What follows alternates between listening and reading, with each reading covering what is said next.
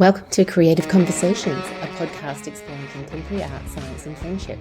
This episode asks a simple question: can a place change you? Join us as we explore how observation, travel and lived experience become art. I'm feeling solid. Let's begin. All right, Jones, let's have a chit-chat about you and Barb went off on this swimming expedition up north. You had some of your art pieces exhibited at Five Walls Gallery in Footscray. And tell me, what was the name of the show again? Yeah, I did. It was a group show at Five Walls Gallery and it was called... So I'm just laughing at this part. It was called All That Returns. And the reason that I'm laughing is because there was a decal on the front door and when we installed it, it had All That Remains. That's not a good start. It's a little bit more macabre. And so that was getting plastered on the wall. And I was like, oh, whoops. Anyway, that got fixed. So when the show opened, it was actually called All That Returns. All That Returns, okay. And I must say, thank you, because you helped me install my work. Oh, that's all right. That was actually a bit of fun. Don't mind getting on the tools. Get the level out. Once again, you're very creative. Well, maybe that wasn't about creativity. That was about getting everything level and ordered. Getting it level, absolutely. And yeah, how important that was to actually get the art pieces exactly as they were intended to be on the wall. Yeah. It's just so important, and I can understand because it really does stand out. If you're a millimetre off even, yeah, I was blown away. Like, it really does stand out. It was funny because you actually hadn't experienced an install before. And it's interesting because there were 5 of us. So we had a vague idea, or not a vague idea, we did have a map on where we were positioned on the wall, because when you apply for a show like that, you do have to use the floor plan to say where is the work going and why is it going there. But then when you bring the works in, it changes, because until you see the works in real life, it's hard to know exactly how they're going to interact. And so then there is this whole diplomatic process of what has to get moved. And that was fascinating. That was actually fascinating, watching all the interaction. People that come to the art show, they would have no idea how much effort actually goes in. All the artists actually interact and how much thought goes into figuring out how each individual art piece speaks to each other. Yeah. And there's a lot of creative thought given to the language of the whole show. Yeah. So you've got to remember what the premise of the show is about and how the works interact. But then you've also got the artist's work coming in and where they want their work to shine the best. And so it's a balance between getting the individual work to shine how they see the work fitting into the space, and then also how it interacts with the other work and how it then interacts with the whole gallery.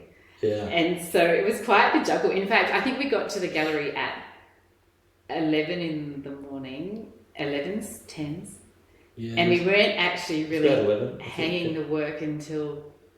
it took 2? Yeah, 3? at least a couple of hours at least before we even started hanging things up. Yeah. Because all that negotiation had to take place first. It was full on. You looked at me and you said, what happens? I said, now we wait. Now we wait. Now we wait. We have to wait till everyone has their work here and then we have to get the work out. And then do you know what? One of the artists actually was not happy with her work in the space. And so the next day she switched out one of her artworks for another piece that she had in her collection. That was because she didn't like how it translated to the rest of the pieces. She had a video piece and there was too much light coming into the space. She was not happy with how it didn't give her work the illumination that she needed. And so it was fine. Like it actually read okay in the space as well. So it was not a problem. But and I think even the video work read really nicely in the space too. But it's her work and it was too bright in there for her piece of work. And so she switched it out. So there's a lot of negotiation that goes on. It was an eye-opener for sure. Yeah. So, tell me something about the work that you had hanging up there. It's from a body of work called Chosen Words. And so they were charcoal drawings where I've taken women musicians' lyrics and have created them into some charcoal pieces. And the work got reviewed. It got critically reviewed, which was nice on that show. Yeah. I think the funniest thing about that review, sorry, I shouldn't say funny. I was actually very rapt to get my work reviewed academically like that. Christopher Heathcote came in and he saw the work and the work resonated with him and he wrote very accurately about the work. which I really appreciated.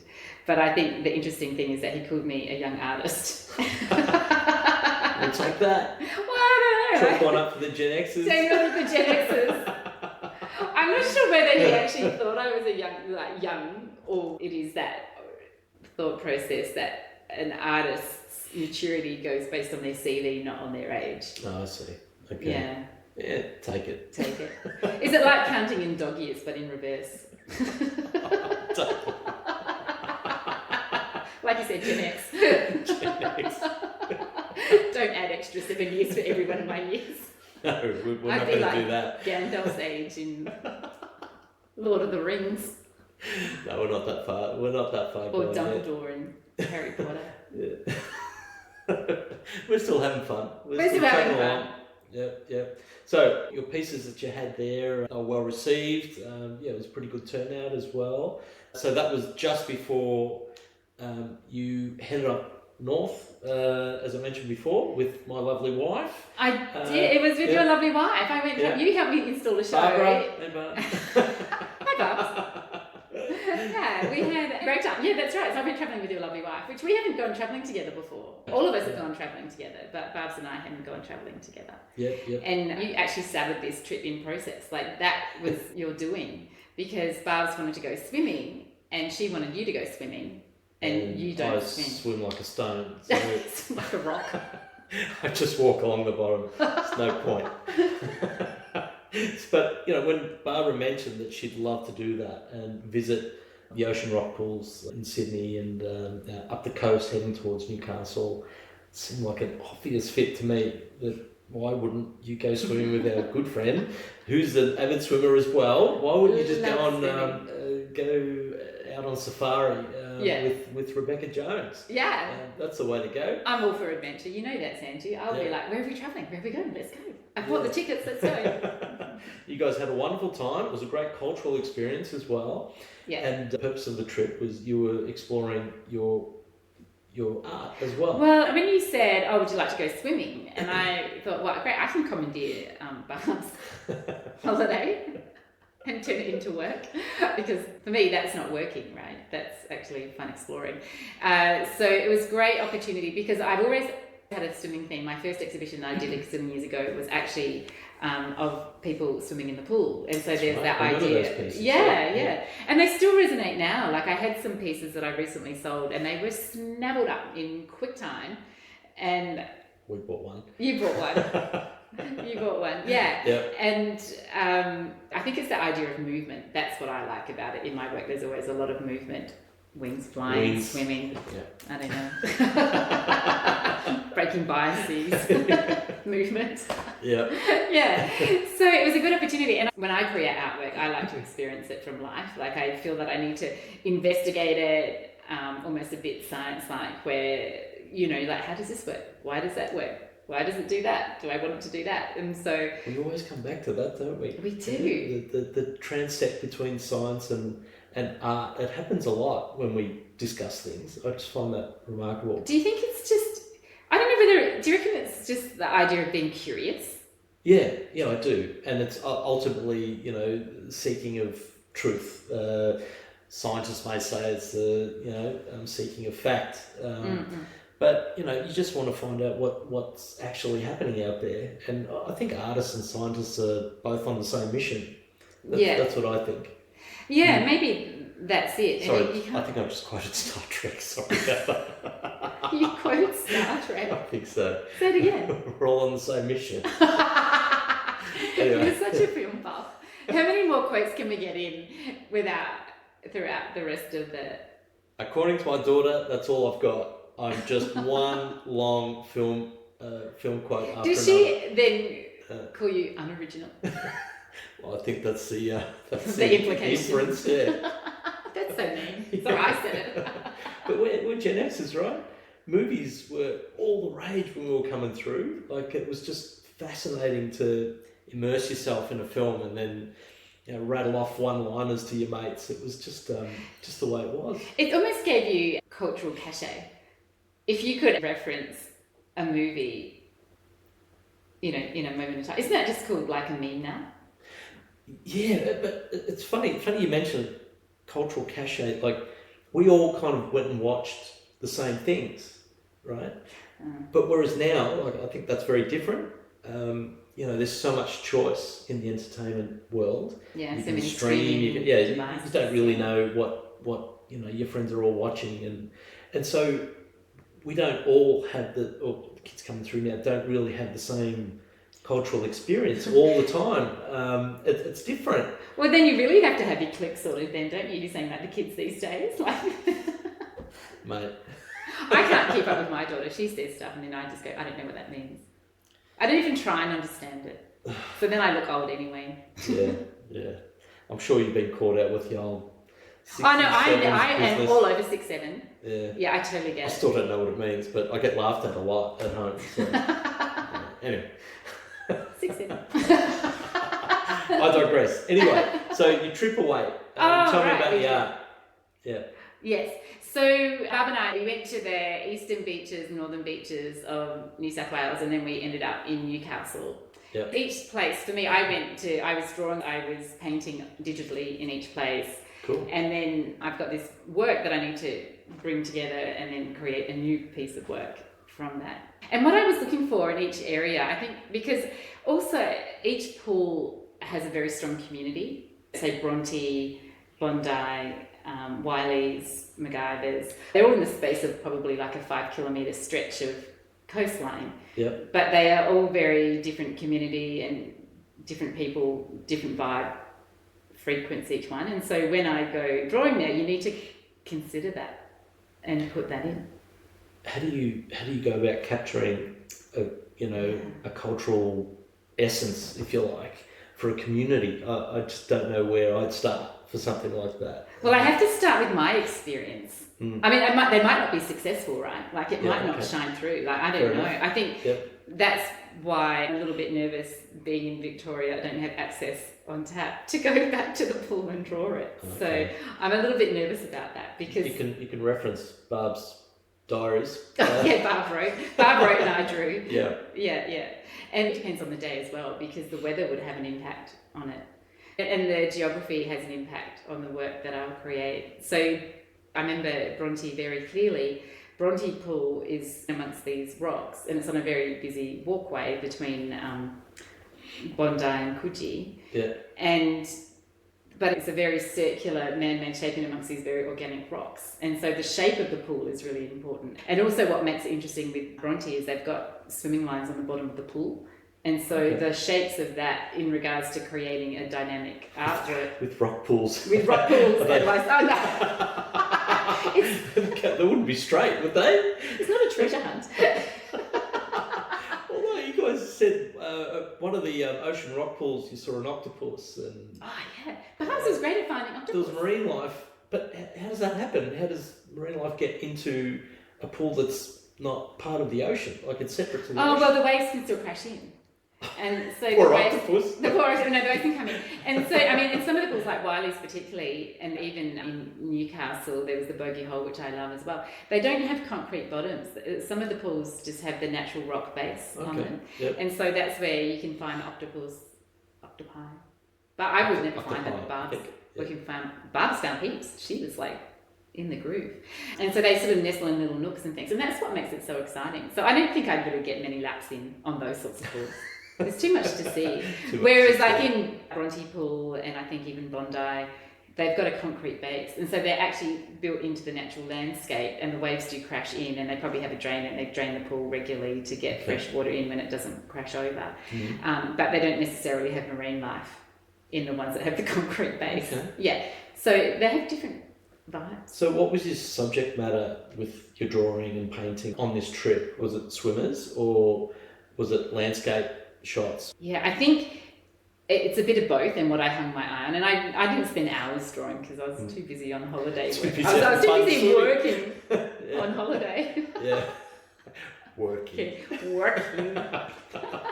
I did work. I'll have to go back and do more work. Yeah, it's an ongoing process, right? Yeah, it is an ongoing process. Yeah. So with Bondi, there was a lot of people there and it probably wasn't even a busy day. And I think Bondi, I haven't been there for years and I remember it being a lot quieter. But I think the impact of social media, or what is there a show, Bondi, like the surf lifesaving, Bondi Rescue. Oh yes, of course. Yeah. TV So there's show. like Bondi Rescue, and the fact that it's very Instagrammable. I think it's to do with the colours there. There's 2 pools and then there's the ocean. You look at it from above, you can see the different colours changing. So it was absolutely chockers when you went there. I think that's just the way it is. There's a lot of tourists. I mean, I was a tourist, but there's a lot of tourists that come. When I was there a long time ago, I think it was more local. It had a more local vibe. Oh, yeah. But there's a very famous restaurant above it called Icebergs. There's a very loyal following of swim system all year round. Yep. In just their togs without wetsuits. And so I think it's a very busy pool. So you'd have to have the people in that one. You must. And then with Wiley's, it's a few kilometres down in Coogee, and it's more community. It's not Coogee, it's Coogee. I've been not told. I would say Coogee. But I'm not from New South Wales. Well, but I think if you say corrected by Coogee, Barb, she corrected me and said it's Coogee. I go, okay. it's a bit like saying Pran, right? Yeah. Get a South Australian to say Pran. They can't say it. They can't say Paran. No. No? It's not long vowel. You want to say prawn. Prawn, indeed. Prawn. Like castle. What other words? Long vowel words. You can't say pran. Well, I can. I've lived here for a long time and now I can. Yeah. Oh, I'm sure we'll end up talking about dumb. What the word? Why is there a bee in dumb? Yeah, it's not. We digress. We digress. So tell me. All right. So back to Wiley's. Yeah. Coogee. Yeah. It's Coogee. Coogee. Yeah.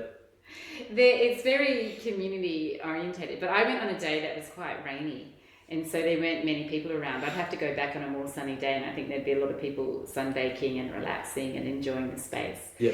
But my experience at that time, it was really calm and isolated. Not many people there, and we found octopus, we found fish. Yeah. I've started drawing it, and there's not many people that are going to feature in it. It might be 1 or 2 people swimming, but it's quite illustrative, like a slice of the landscape. They've got this blue orange walkway at the top with a big clock on it, and then you have all these natural cliffs underneath. Yeah. And then you have the pool, and then you have all the marine life in the pool, and so it's almost like a slice of that experience where you would have like underwater as well as above water of what's going on, because I think that's what makes that pool so unique.